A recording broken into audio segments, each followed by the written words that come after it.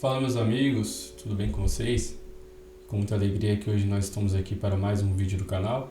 Para aqueles que não me conhecem, meu nome é Wandercino Maria, tenho 19 anos, sou discípulo do segundo ano da Comunidade Católica da Transfiguração.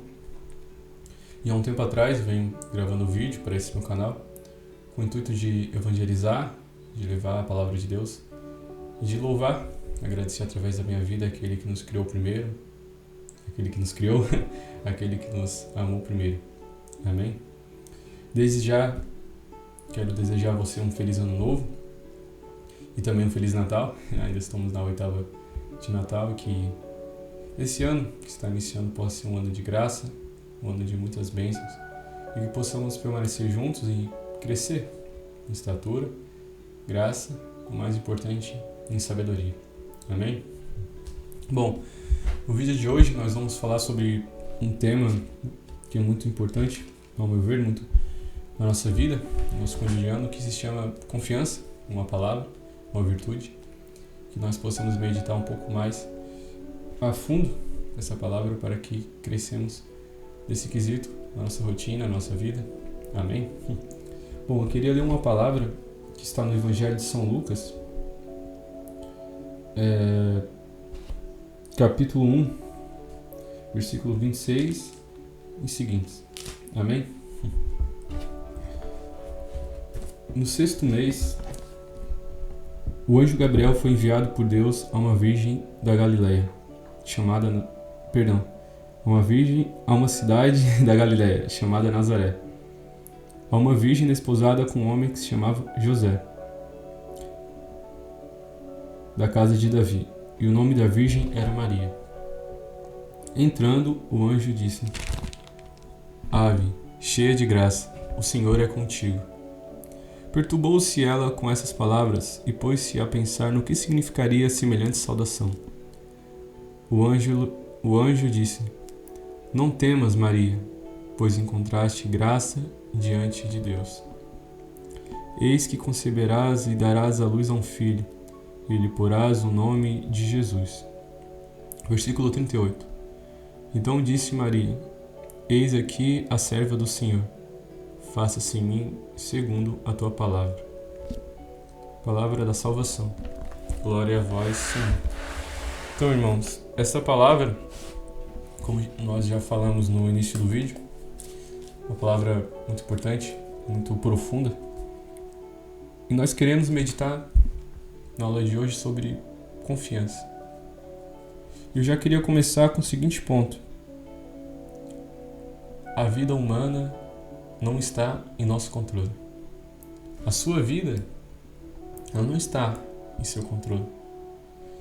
Como podemos ter uma visão clara sobre isso? Vamos usar o exemplo de própria Maria, a qual lemos a passagem agora. Uma jovem, entre seus 15 e 16 anos, estava prometida a um homem chamado José. Imagina o que se passava na cabeça de Maria. Assim como passa somente nós jovens.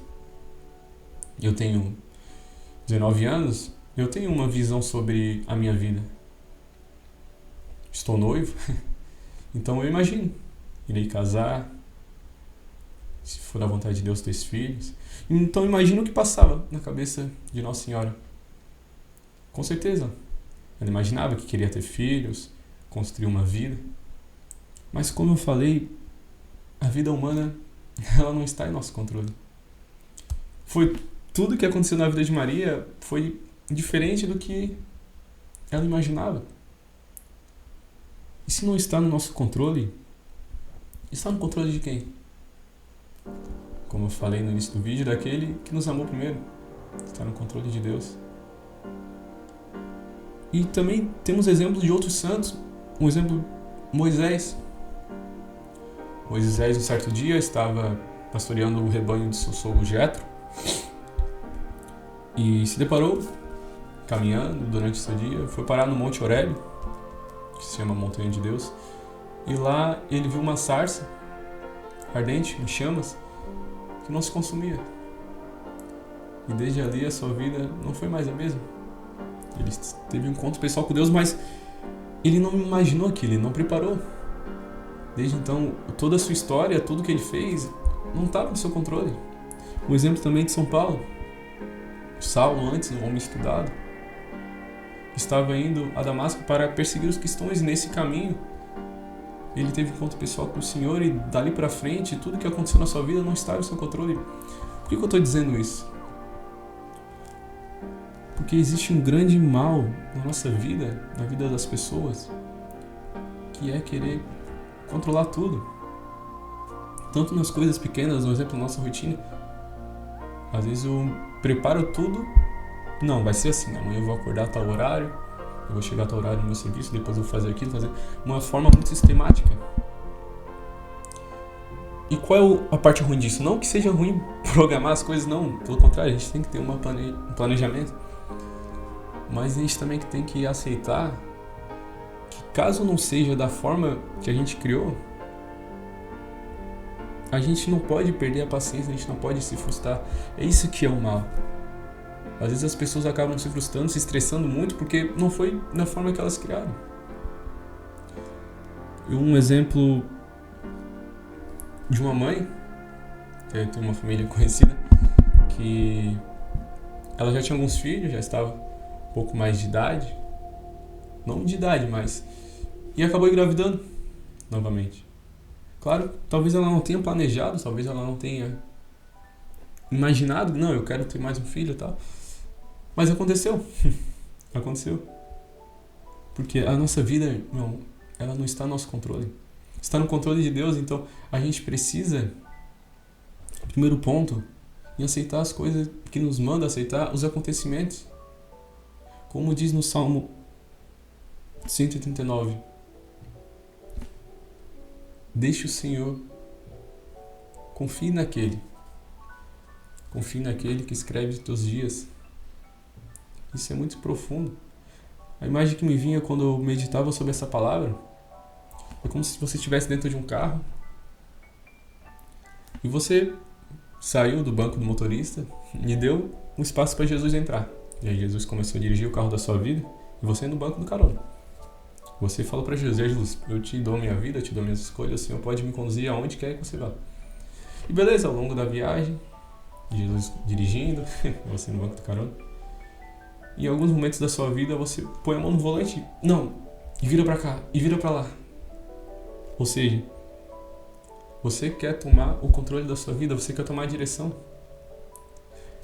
E sendo real, assim, imaginando essa cena, em quem você confiaria? Em você ou no próprio Deus? Parece uma pergunta toda, né? É claro, vou confiar no próprio Deus, é Ele que criou isso tudo.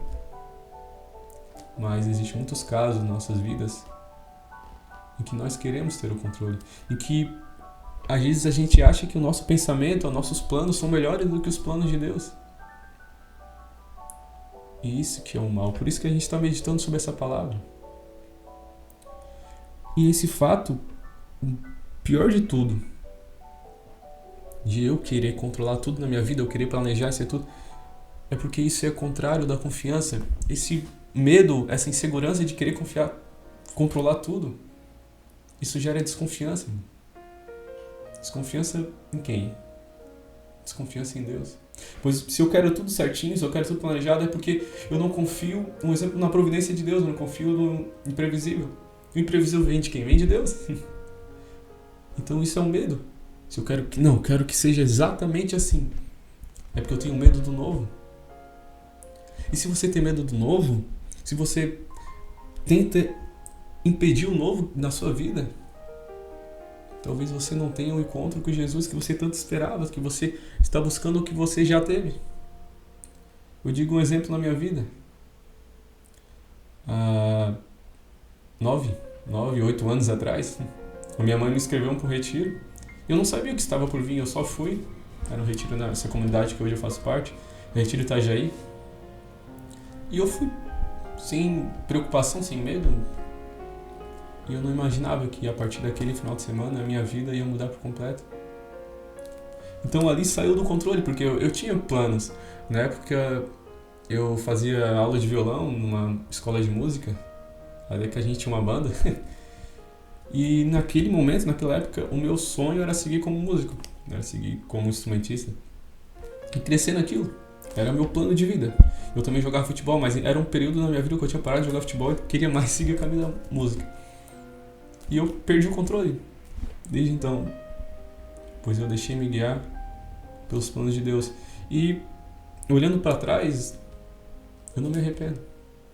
Não me arrependo em nenhum momento, pois eu sei que os planos de Deus são muito maiores do que os meus. E eu digo isso hoje para você que já teve um encontro com Jesus, para você que está procurando ou até mesmo para você que não acredita. Deus tem um plano para chegar na sua vida, para você que ainda não teve encontro. Deus tem um plano para aprofundar a sua fé, para você que já teve encontro. Mas se você quiser controlar tudo, se fechar e no seu coração a novas ideias, novos projetos, você nunca vai provar disso. Se você fizer somente o que você faz, você vai ter os mesmos resultados. Sabe, irmão? Então é importante a gente pensar sobre isso. Deus quer te levar para águas mais profundas, mas igual como um barco à vela.